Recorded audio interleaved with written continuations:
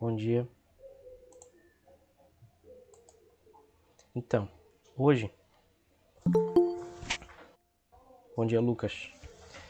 Hoje nós vamos falar sobre solenoides e indutores. Se vocês forem ver meus vídeos antigos lá, desse mesmo conteúdo eu acabei não comentando, mas eu vou comentar com vocês aqui sobre isso que é importante, tá? E é o seguinte, o solenoide, ele é esse fio enrolado que parece ter um formato de uma mola, mas só que não precisa ser uma mola, porque a propriedade elástica dele não influencia em absolutamente nada, né? Então na verdade é só um fio enrolado N vezes, certo? Então ele vai ter N voltas aqui, e isso forma um solenoide. Então a gente pode imaginar o solenoide como a distância entre um círculo desse e o outro, que na verdade ele é uma espiral, né? Mas a espiral ela é complicada, então a gente imagina idealmente como se fosse na verdade um círculo aqui e outro do lado dele, do ladinho dele. Entenderam? Porque o que vai influenciar nos cálculos aqui é o fluxo de campo através de cada volta. Então a gente imagina cada volta dessa espiral como se fosse um círculo fechado para todos os efeitos, onde vai estar passando aqui um campo magnético. Não sei se está dando para entender. Aí aqui vai ter uma corrente também, certo? Então isso é um solenoide. Então o solenoide na verdade ele é aquela figura que está desde o primeiro dia de aula ali do lado direito, né? E nós vamos tentar entender o campo magnético desse negócio. Porque a gente já estudou o campo magnético de uma espira, né? Uma espira. Mas e se forem N? Se forem N, aí vai formar o solenoide, certo?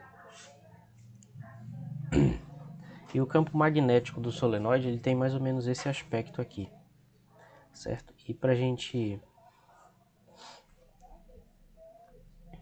Desculpa. Pra gente entender que diabos significa essa figura, olha só. Essa parte de cima do fio é onde a corrente está saindo.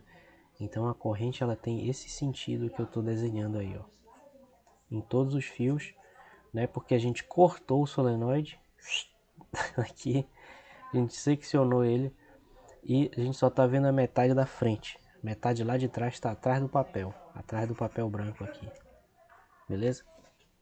Então a corrente tem esse sentido. Não sei se vocês vão conseguir enxergar, porque a resolução aí não é tão grande e se eu aumentasse talvez nem ficasse melhor. Mas aqui em cima, nos fios onde eu estou passando aqui de vermelho, a corrente está saindo e isso é representado por essa bolinha assim, né? Lá embaixo, a corrente está entrando no papel e isso é representado assim. Tipo nos exercícios de lei de Faraday, ou melhor, de lei de Ampère, como vai ser na prova, né? Que tem uma corrente aqui, assim como eu falei para vocês lá nas dicas, né? Vai ser tipo esse exercício que a gente fez lá na aula, certo? Aí o que acontece? Se está passando uma corrente por esse fio amarelo, então esse fio amarelo ele gera um campo magnético ao redor dele, pelo que nós estudamos na lei de Biot-Savart, né? Que escreve Biot-Savart, mas a gente fala Biot-Savart, né? Então cada fiozinho desse vai gerar um campo nesse sentido, campo magnético, né? Que circunda esse fio. Então aqui no meio vai existir uma soma desses campinhos, entre aspas, gerados por cada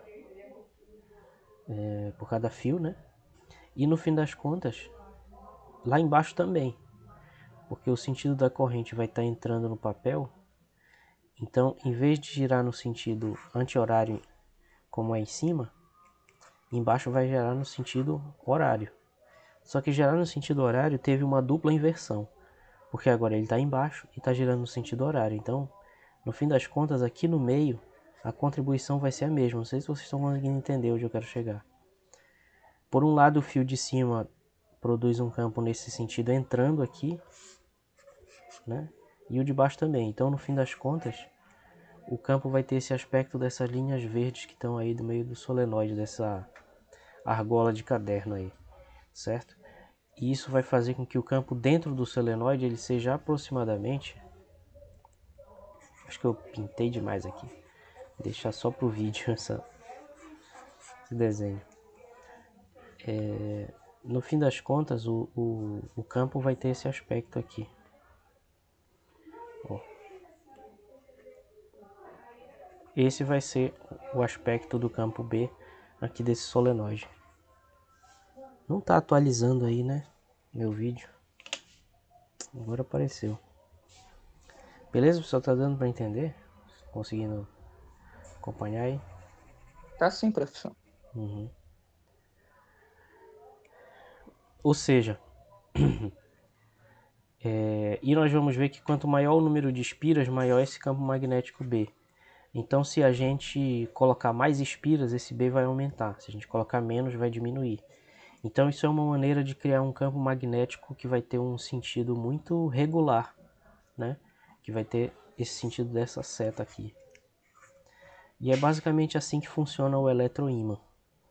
O eletroímã, a gente enrola um fio num prego, por exemplo. Né? Vou tentar desenhar um prego aqui.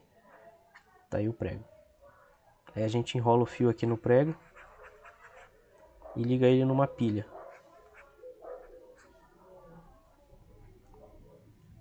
Então quando a gente faz isso, a gente transforma ele num solenoide.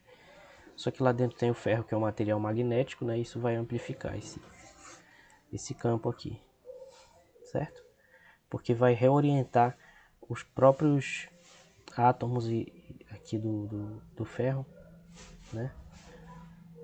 Grosso modo falando, não é exatamente isso, mas é mais ou menos isso. E aí vai amplificar esse campo aqui. Então é bem interessante. E aí, uma visão artística disso seria que aquela visão que a gente deu, ela já é artística, mas essa daqui, mais ainda, né? Seria mais ou menos isso aqui o campo.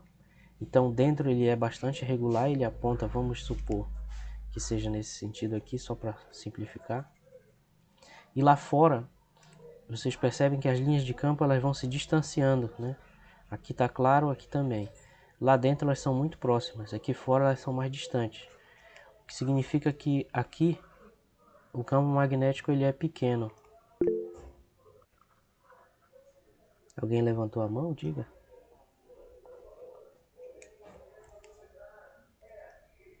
Ou foi engano? Professor? Diga. Professor? Oi. Não sei se vale alguma coisa assim. Talvez vale. Mas você acha que a camada de valência dos elétrons tem alguma influência nisso? Eu não entendi. Você acha que a camada de valência dos elétrons tem alguma influência nisso? Camada de valência.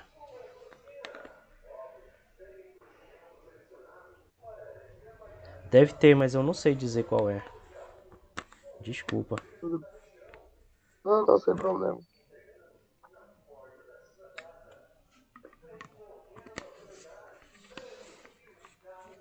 É porque os próprios elétrons, eles são, digamos assim,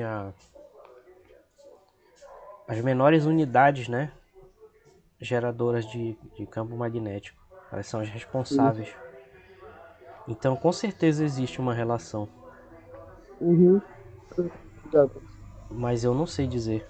Não sei dizer qual é.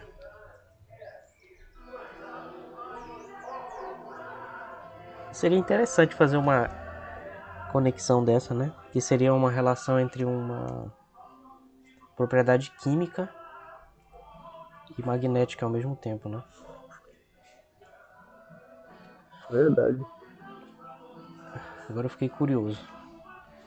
Eu só preciso lembrar de pesquisar as coisas que eu anoto depois. Mas, mas eu vou anotar assim mesmo. Deixa eu ver. Tudo certo. O meu vizinho tá ouvindo aqui um Bruno e Marrone. Vou chorar. Fala pra ele aumentar.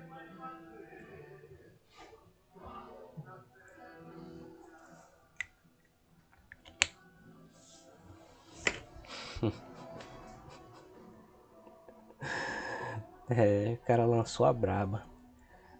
Tá. Fala pra ele aumentar, porra. Eu já tô rouco.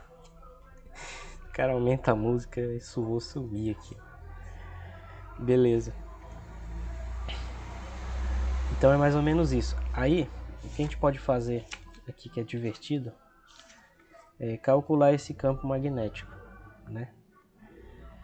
Para chegar numa expressão. Então o que a gente vai fazer é uma simplificação, tá? Que é o que a gente chamaria de um solenoide ideal. O que é um solenoide ideal? Ideal é aquilo que se aproxima do que nós gostaríamos que ele fosse. Então o que a gente gostaria? A gente gostaria que aqui fora o campo magnético fosse nulo. Como eu mostrei para vocês lá na figura do início aqui, o campo magnético é mais fraco aqui do lado de fora do solenoide, é bastante intenso dentro do solenoide. Então o solenoide ideal seria aquele em que aqui fora não é apenas fraco, mas sim zero, certo? Então é isso que a gente vai fazer. E que lá dentro ele é perfeitamente regular, perfeitamente uniforme, certo? E aí, como a gente cortou o solenoide, o que agora a gente tem é as componentes dele lá em cima, onde a corrente está saindo do papel, são esses quadradinhos com a bolinha aqui, ó, corrente saindo do papel. E lá embaixo a corrente está entrando. Não sei se vocês conseguem visualizar isso, mas é a mesma situação dessa figura aqui. A gente apenas simplificou apagando as linhas verdes aí. Eita.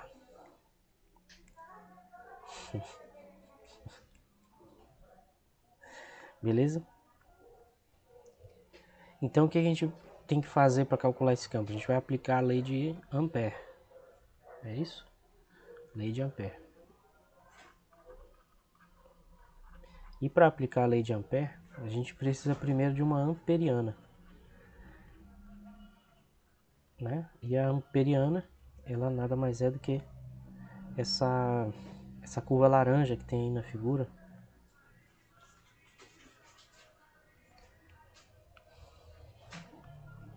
Né? Que ela vai atravessar parcialmente o campo onde ele não é zero e parcialmente onde ele é zero. Mas o que importa aqui é que ele vai estar circulando correntes que estão saindo do papel, olha só. Não sei se vocês conseguem visualizar, mas isso aí é aquela mesma situação que eu desenhei, que era assim, ó, corrente saindo do papel, né?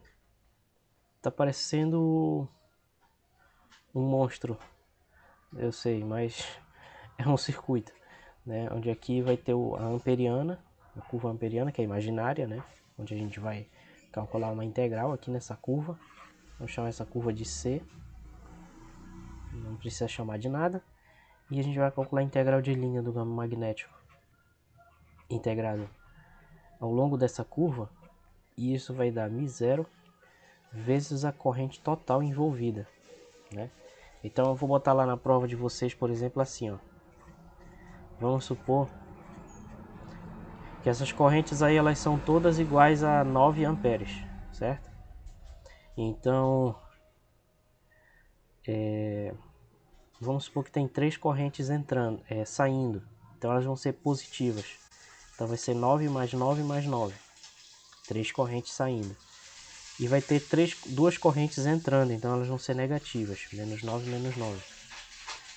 Então isso vai dar a corrente envolvida. Que vai cortar, no final vai dar 9 amperes. Certo? Mais ou menos isso que é para fazer lá. Aí se o sentido fosse no sentido horário, agora, no sentido inverso, aí a gente simplesmente botaria um menos na frente dessa corrente envolvida. Vai trocar o sinal de tudo.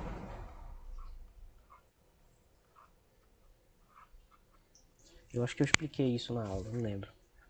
Tá? Então agora daria menos 9 amperes, certo? Isso aqui é mais ou menos como vai cair na prova. O que a gente precisa fazer aqui é aplicar isso no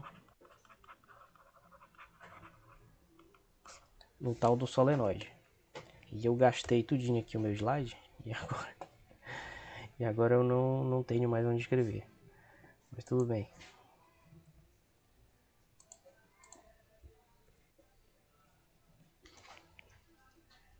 A situação é essa.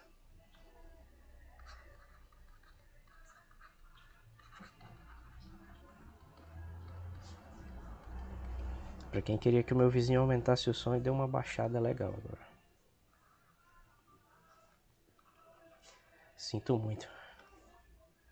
Mas outro dia a gente marca uma aula só para escutar Barões da Pisadinha.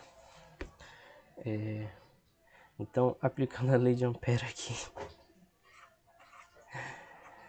B escalar ds vai ser μ0 vezes a corrente envolvida.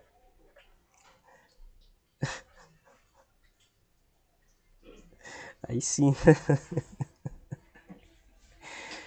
Pois é. Então essa integral de linha a gente vai separar em 4 pedaços, né? Vai ser 4 pedaços. Vai ser a integral desse ponto A da figura até o ponto B. Porque a curva é feita de 4 trechinhos retos. Então vai ser a integral de A até B, mais a integral de B até C, mais a integral de C até D, mais a integral de T até A. Aí o que vai acontecer?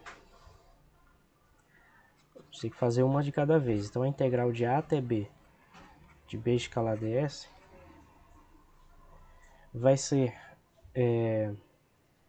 vamos supor que isso aqui é um I-chapéu. Então o ds é o elemento do caminho desse caminho AB. E o B é um campo uniforme que nós vamos chamar de B escalar vezes I-chapéu. Então vai ficar isso, produto escalar com o ds, que vai ser isso aqui, ó, ds. Só que como ele é um vetor, então ele vai ser na verdade o dx, que é esse elemento aí desse eixo I-chapéu, vezes I-chapéu. Então I-chapéu escalar I-chapéu dá 1, fica a integral de A até B de B dx.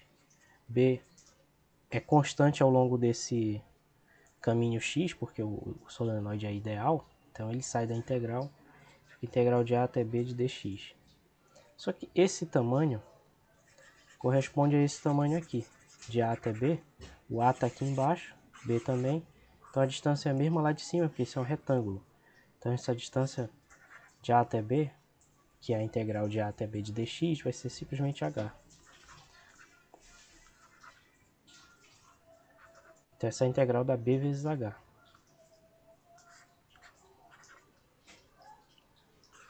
Certo?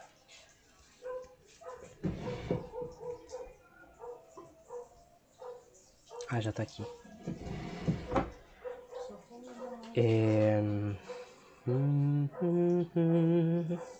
Tá. Aí vem integral de B até C. Não sei se vocês querem que eu entre nesses detalhes, mas a integral de B até C vai ser a integral de D até A, que vai ser zero. Por quê? Porque nesses aí, o B ele vai estar na direção I-chapéu, digamos, né? Só que agora o ds ele vai ser igual a mais ou menos um dy j-chapéu, que é o j-chapéu ele vai estar apontando para cima, né?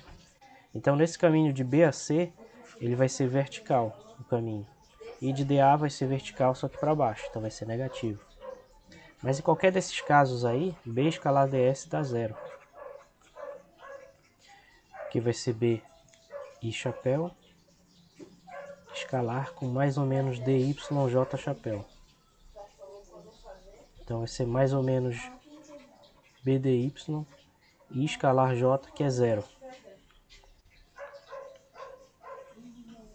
Então, resumindo,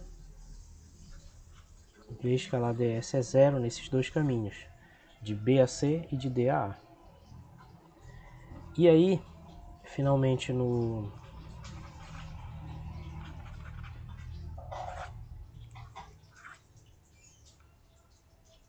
na integral de C a D, B escalar ds, nós estamos supondo que lá fora, né, aqui de C até D, esse campo é zero, porque isso é um solenoide ideal. Então isso vai ficar a integral de C a D de 0 escalar ds, que obviamente é zero. Então, resumindo, ó, a gente tem 4 integrais, sendo que essa de A a B dá B vezes H, B horizonte, BH, de B a C dá zero, de C a D dá zero e de D a A dá zero. Então, essa integral dá BH. Então, a integral nesse caminho fechado da amperiana aí, B escalar ds, dá simplesmente B vezes H, que é o tamanho desse caminho de integração aí. Agora, para aplicar a lei de Ampère, né, isso é igual a μ0 vezes a corrente envolvida pela amperiana. Então, o que é essa corrente envolvida pela amperiana? É o tanto de corrente que está passando por dentro desse caminho. Então, cada bolinha azul dessa representa uma espira que está passando por dentro desse caminho aí, atravessando essa área determinada por esse caminho. Então, a gente vai ter todas essas atravessando aqui. Então, vamos dizer que tenham N. Vamos dizer que seja um N maiúsculo aqui. Então, esse é o número de correntes, ou melhor, o número de espiras, né? Cada uma delas tem uma corrente I, que é a corrente do solenoide. Certo? Vocês estão conseguindo acompanhar aí, se eu estou sendo claro. Mas vão ter N espiras com esse mesmo valor de corrente, né? Então, a gente pode definir esse número Nzinho. Deixa eu só ter certeza, tá certo. Que vai ser o número de espiras dividido pelo comprimento. E essa grandeza ela vai dar o número de espiras por unidade de comprimento.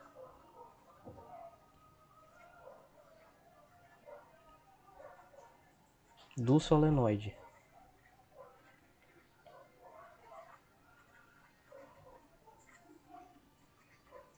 Estou muito chateado que solenoide não tem acento. Não sei se mudou com a reforma ortográfica ou se já não tinha. Mas na minha cabeça tinha. Bom, então o que acontece? A gente pode dizer na verdade que o N vai ser então, passando esse H multiplicando, vai ser Nzinho vezes H.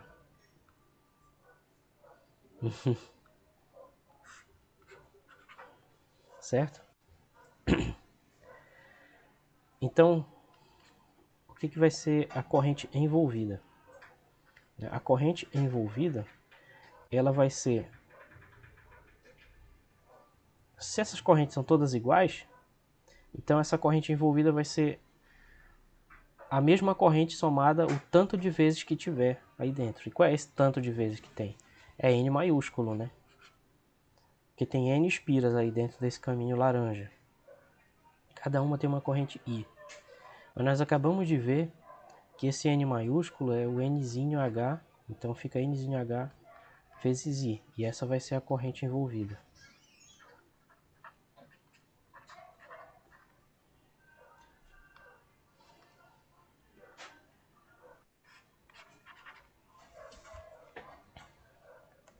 Certo? Então agora nós calculamos os dois lados aí da lei de Ampère e nós podemos igualar.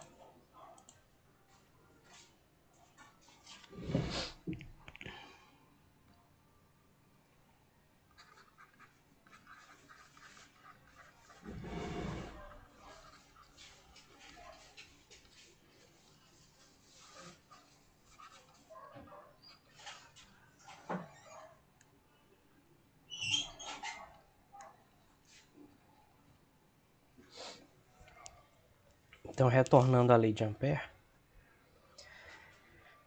o que a gente tem? A gente tem isso aqui.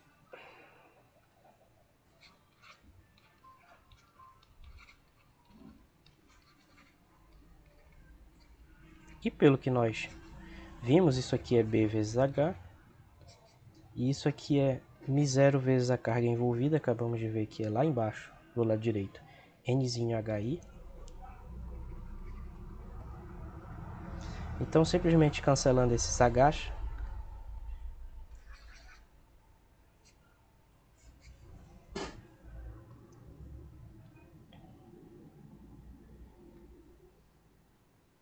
então o campo magnético dentro do solenoide vai ser μ0 vezes N vezes I.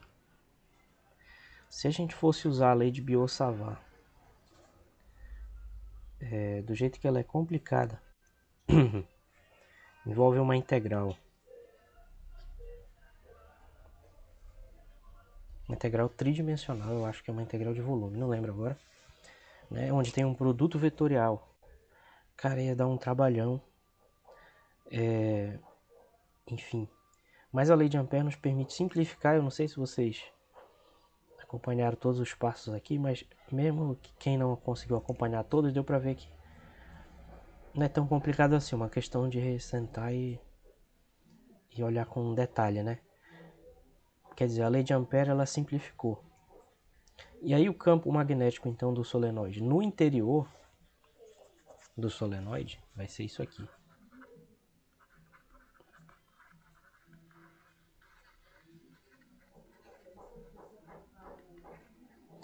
Então isso significa o quê? Que B é proporcional à corrente, olha só, né? Esse símbolo aqui parece um alfa, significa proporcional. Então B é proporcional à corrente, quer dizer, quanto maior a corrente do solenoide, maior o campo magnético que ele vai gerar, foi o que eu falei para vocês agora, né? Outra coisa que a gente percebe também é que o B é proporcional ao número de espiras. Então isso é muito bom, porque a proporcionalidade é muito fácil de entender. Se tiver 2 espiras, o campo magnético dobra. Se tiver 3, ele triplica. Se tiver 20, ele é multiplicado por 20, assim por diante, certo? Então com isso a gente pode obter um ajuste fino que nos permite criar um campo magnético do jeito que a gente quiser, né?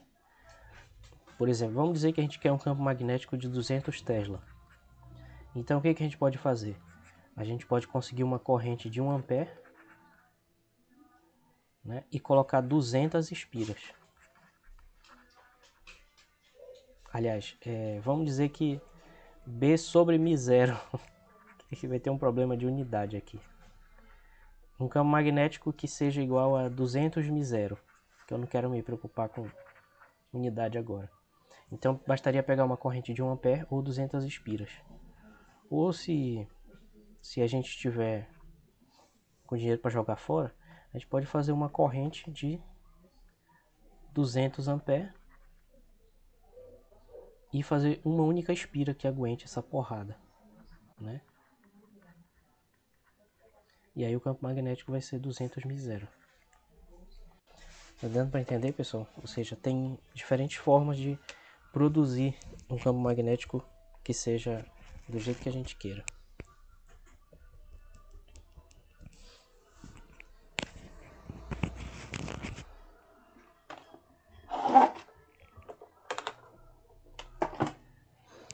Beleza, pessoal? Ok. Aí o que acontece? O solenoide ele é um exemplo de um equipamento diferente daquilo que a gente estava estudando em circuitos, né? Que a gente estava estudando resistores e capacitores. O solenoide é um exemplo de uma outra coisa que se chama indutor, certo?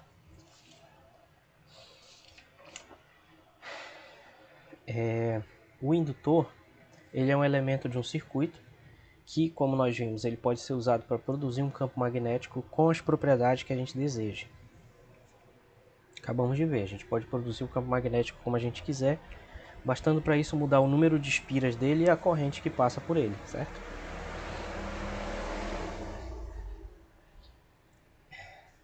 Foi o que a gente acabou de ver. Então, o símbolo do indutor é esse aqui.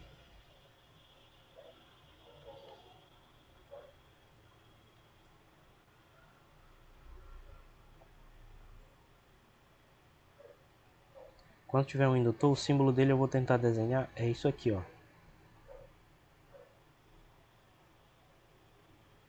Certo? Assim como o do resistor era isso aqui, e o capacitor isso aqui, né? Esse nós já vimos. Esse aqui seria o resistor, o capacitor, e esse aqui é o indutor, que ele é caracterizado por uma grandeza L chamada indutância, que nós vamos estudar daqui a pouco. Eu não, seria agora. Eu é que não preparei minha aula direito. Deixa eu consertar isso.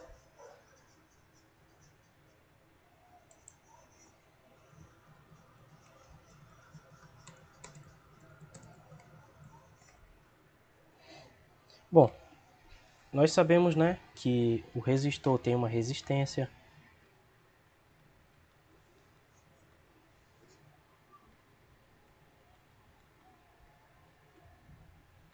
né? Nós sabemos que o capacitor ele tem uma capacitância. Então o que vai acontecer? O indutor ele vai ser caracterizado por uma grandeza, resistência R, a capacitância é C, e o indutor é caracterizado por uma grandeza chamada indutância.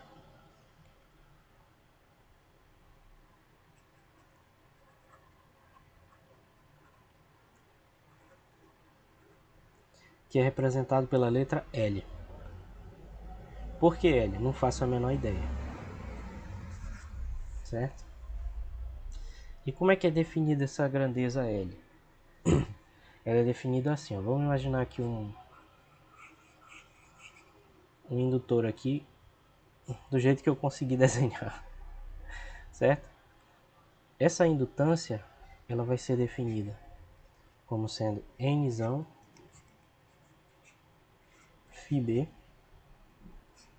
sobre I. E eu vou já explicar o que é cada um.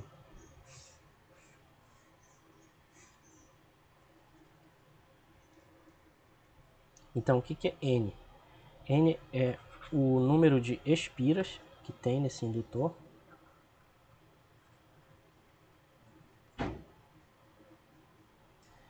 I é a corrente. E φB é o fluxo de campo através de uma espira. Então, I é a corrente. E φB é o fluxo de campo magnético B através de uma única espira. Ou seja, através de cada, né? De cada espira. Certo, pessoal? Então, Certo. beleza. Então, a indutância ela vai medir o quanto de fluxo magnético esse indutor é capaz de fornecer dada uma certa corrente. Ou seja, a proporção entre o campo magnético que ele fornece e a energia que é fornecida para esse indutor através da corrente, certo? A carga também que é fornecida, né? Então essa é a indutância, beleza? Ok. Aí essa indutância ela tem uma unidade.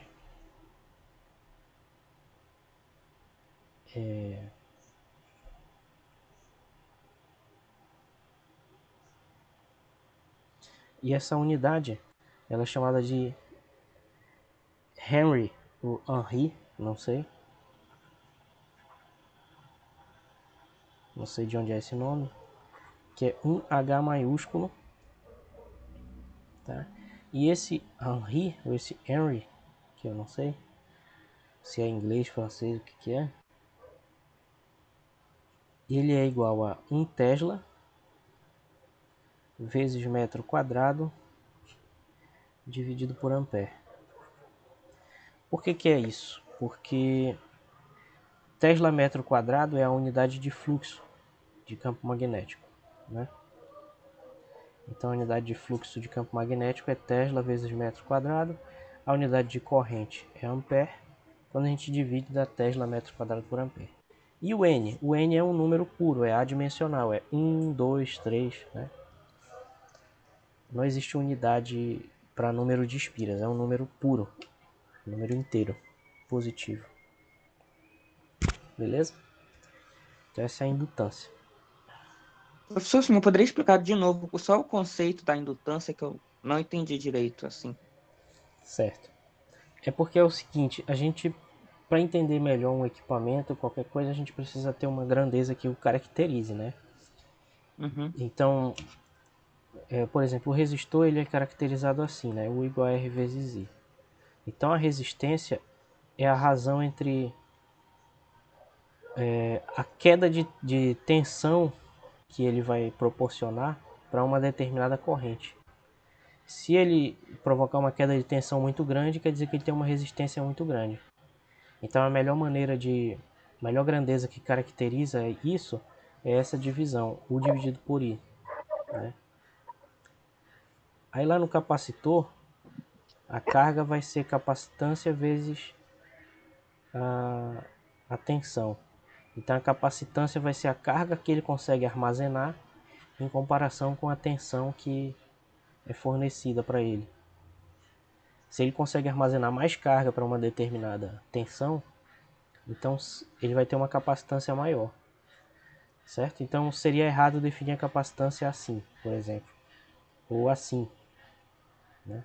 Tem que ser desse jeito aqui, porque desse jeito, quanto maior for a razão entre a carga que ele fornece e a DDP que a gente forneceu para que ele armazenasse essa carga, maior vai ser essa capacitância. Então a interpretação da indutância é parecida, né? Como o objetivo do indutor é gerar um campo magnético, então essa indutância é uma espécie de medida dessa eficiência desse processo de produzir campo magnético. E o que a gente fornece para o indutor? A corrente, né? Então quanto maior for a quantidade de campo magnético representada pelo fluxo, vale lembrar que esse fluxo ele é campo magnético vezes a área, né? Sendo essa área a área de uma espira aqui. Então quanto maior esse campo magnético, maior o fluxo, maior a indutância. Então esse que é o significado da indutância, é a quantidade de fluxo de campo magnético que ele consegue produzir dada uma certa corrente que foi fornecida para ele, para que ele produza esse campo magnético. E por que o N está aqui? Porque isso vai ser proporcional ao número de espiras. Então quanto maior o número de espiras, maior o fluxo de campo magnético total, que é esse produto aqui, né? Acho que seria mais ou menos isso. Não sei se eu consegui explicar melhor agora. Conseguiu sim, professor. Ah, tá bom.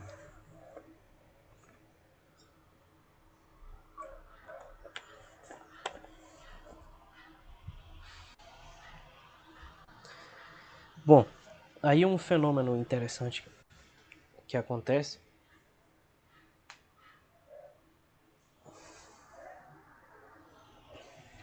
é a autoindução. Então vamos imaginar um circuito aí onde tem um resistor com uma resistência variável, que é representado por isso aqui, onde tem um indutor L, né, e onde tem uma fonte aqui. Então o que acontece? Vamos imaginar que a gente ligou aqui. Ao variar essa resistência, vai variar essa corrente, né? Por quê? Porque isso vai ser assim, né? Se a resistência varia, a corrente varia. Só que a gente acabou de ver que a indutância vai ser NφB sobre I, não é? Então, se essa corrente aqui ela varia, a indutância também vai variar, certo? Agora vamos pensar o seguinte: se a corrente que atravessa o indutor varia, esse fluxo varia, né? E pela lei de Faraday, o que diz a lei de Faraday, né? Ela diz que uma Fm induzida é igual a menos a derivada do fluxo de campo magnético total que atravessa uma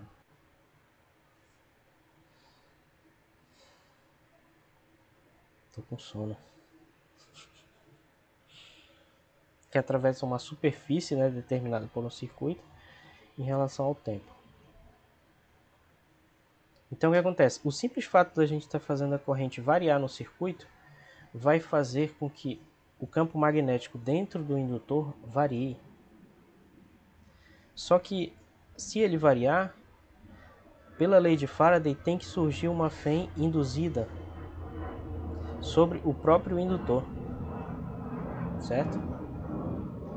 Então, repetindo, se a corrente do indutor variar, ele próprio vai produzir um fluxo de campo magnético variável e pela lei de Faraday, menos a derivada desse fluxo vai dar uma Fm induzida. Ou seja, se a corrente do indutor variar, ele vai induzir uma força eletromotriz sobre ele mesmo. E o nome desse fenômeno é autoindução. Não é interessante? É interessante. E aí a gente pode calcular o valor dessa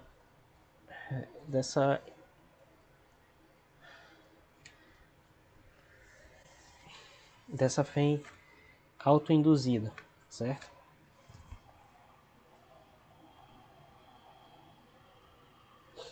Aí a gente vai só calcular isso mesmo e vamos encerrar nossa aula de hoje.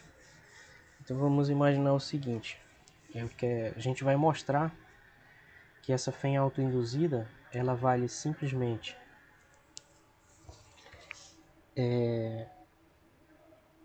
deixa eu ver aqui onde eu vou chegar com isso.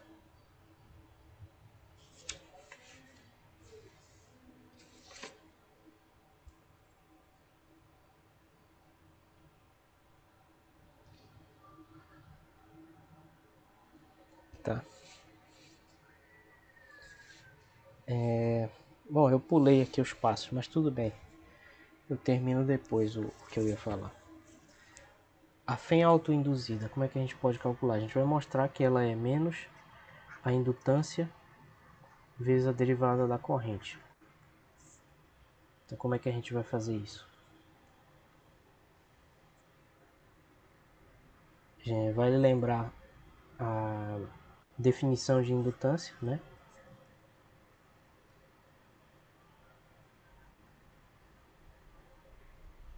Pessoal, desculpa se eu tô meio devagar, meio lento, e que eu ainda tô me recuperando aqui. E agora eu fiquei resfriado. Então, a definição de indutância é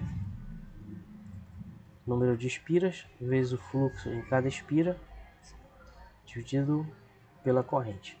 Tá? Então, se nós manipularmos isso passando a corrente dividindo, NφB vai ser igual a L vezes I, certo? Agora, aplicando a lei de Faraday,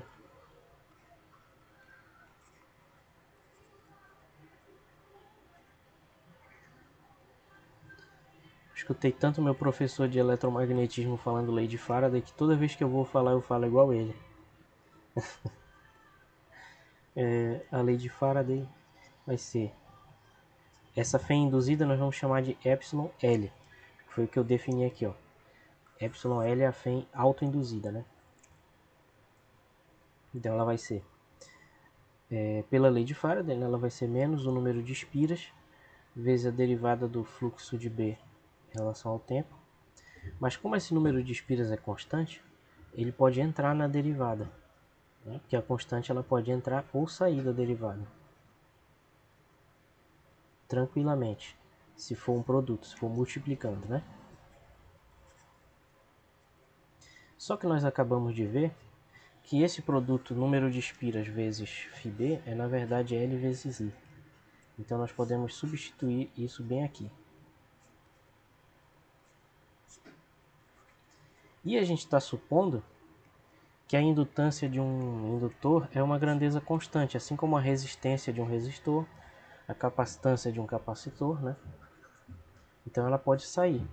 Então vai ficar menos L vezes DI dt. Então isso significa que se nós tivermos um indutor, basta a gente conhecer a indutância dele e a corrente que nós vamos saber o valor da FEM autoinduzida, tá? Então essa FEM autoinduzida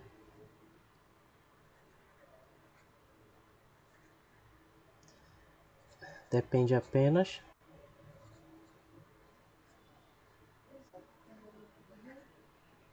da indutância L, né?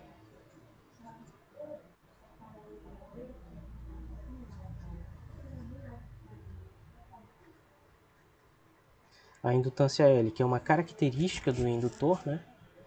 E a corrente I do circuito.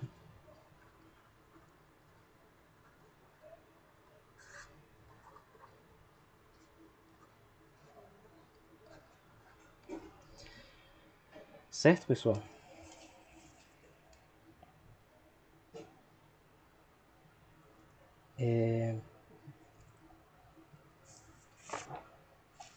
Certo. Aí no início da aula eu falei sobre o campo do solenoide, mas eu esqueci de falar justamente da indutância, né, do solenoide, que era para eu ter falado bem aqui antes de autoindução. Então vamos abrir um parêntese, vamos voltar no tempo, que eu quero falar para vocês aqui da indutância do solenoide, que é um exemplo, né? A gente não pode somente falar de uma maneira abstrata, tem que dar um exemplo. Então mostra aí um cálculo de indutância. Vamos lá. Então, nós vamos calcular a indutância do solenoide. Ela vai depender de algumas coisas. Então vamos desenhar um solenoide aqui.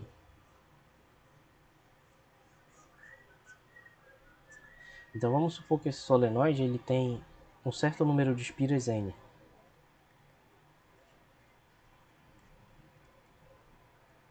Nesse caso aqui a gente poderia contar 1, 2, 3, 4, 5. Então N seria 5 nesse exemplo, beleza? Número de espiras. Ele tem um comprimento L. Então a gente pode medir isso aqui.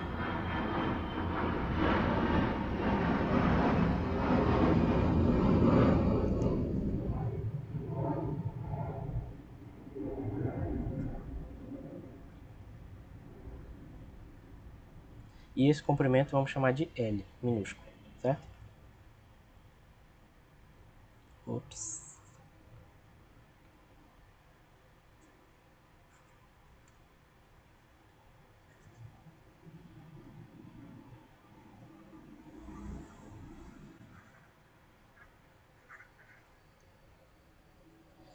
Tá? Então, a partir daqui nós vamos definir uma grandeza Nzinho. A partir dessas duas a gente define uma grandeza Nzinho, que é Nzão sobre L, semelhante ao que a gente já tinha feito, que é o número de espiras por unidade de comprimento, tá? Então é o número de espiras por unidade de comprimento.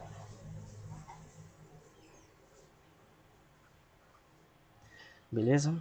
Outra coisa que caracteriza também esse solenoide é o seguinte: a gente pode imaginar ele como se fosse um tubo aqui, e em que cada espira dessas vai ter uma área de seção transversal aqui, A. Tá? Então a gente pode imaginar que A é a área, seção é seção, na verdade secção, que significa corte, né? Então é a área desse corte transversal, melhor dizendo.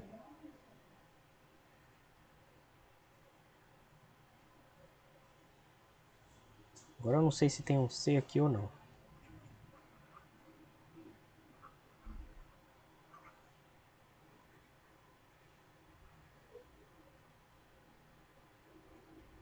Beleza?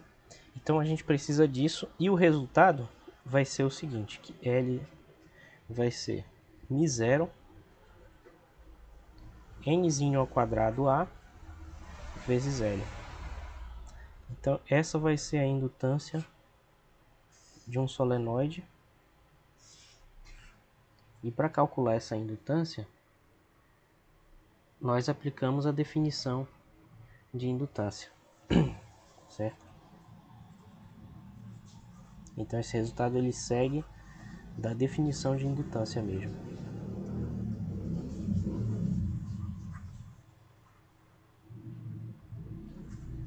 Então a gente pega a definição de indutância, calcula o fluxo do campo magnético, pega a fórmula do campo B do solenoide, tá? Então ele precisa dessa definição de indutância, que é essa aqui, né? L igual a NφB sobre I, e também precisa do campo B do solenoide.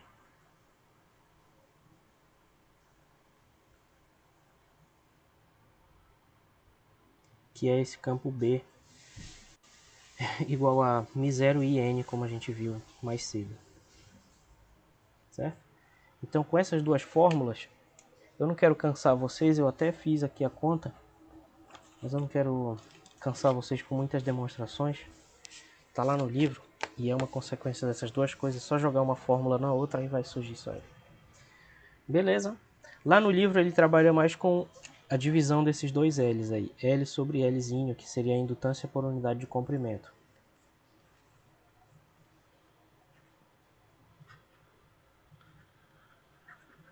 Indutância por unidade de comprimento. Lá no livro tá assim. Mas eu preferi mostrar aí a indutância em função do comprimento mesmo. Passando o L pro lado de lá. Beleza, pessoal. Então hoje seria isso. Se alguém tiver uma questão, eu posso tentar responder. Por que o nzinho ficou ao quadrado, professor? Pois é, porque na dedução dessa fórmula, deixa eu ver aqui minha conta. Vem um nzinho desse N maiúsculo aqui, ó, da fórmula da indutância, né? Daqui tu escreve o Nzão como sendo Nzinho L. E vai vir um outro Nzinho que vai vir do campo B aqui. Então quando multiplicar os dois vai ficar N ao quadrado. É basicamente isso. Ah, certo, tudo bem então. Mas aí teria que, para ver o porquê dessa fórmula, teria mesmo que pegar esse campo B aqui e jogar aqui nessa fórmula. Jogar aqui e desmanchar, né? Aí vai chegar É, nessa forma do solenoide. não é Tudo complicado bem, não, só tudo bem. tentando evitar muita demonstração.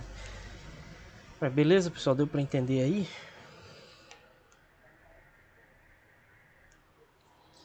Bacana, Deu tô para entender sim, professor. feliz de ter falado sobre esse assunto aqui, que eu tinha cortado isso da outra vez, não tinha dado tempo. Beleza, pessoal? Então eu acho que a gente não vai mais ter uma aula presencial, a menos que vocês queiram tirar dúvida antes da prova. Então, se a gente não se vê mais, foi um prazer trabalhar com vocês aí. Desejo muito sucesso para vocês e quem não estava aqui hoje também desejo muito sucesso. Desculpem aí pelos pequenos atritos que houve e espero que não tenha sido nada grave, não tem problema pessoal com nenhuma de vocês. E é isso, espero ter dado alguma contribuição e ainda vou gravar mais duas aulas para vocês para a gente concluir o conteúdo. Uma sobre corrente alternada, que seria o capítulo 31 ou 32, não lembro agora. E outra sobre ótica física, que são aqueles fenômenos de interferência, difração, né, fenômenos das ondas eletromagnéticas. Então. E a gente fecha o conteúdo, mas isso tudo não vai cair na prova. Certo, pessoal? E sobre a prova vai ser terça-feira. Já passei para vocês aí o conteúdo. Quem precisar de substitutiva vai ser na quinta-feira, 2 dias depois. Beleza? Será no mesmo horário, professor? A substitutiva? Aham, De no 11 a mesmo horário. 22, né? Tudo bem. Para evitar confusão, vai ser no mesmo horário. Beleza, então? Beleza, professor. Tá bom. Abraço para vocês aí, valeu. E até a próxima, se a gente se vê de novo aí pelos corredores da universidade. Valeu. Até Obrigado, a próxima, professor. professor. Boa tarde. Melhoras também. Valeu. Obrigado. Boa tarde aí. Valeu. Valeu.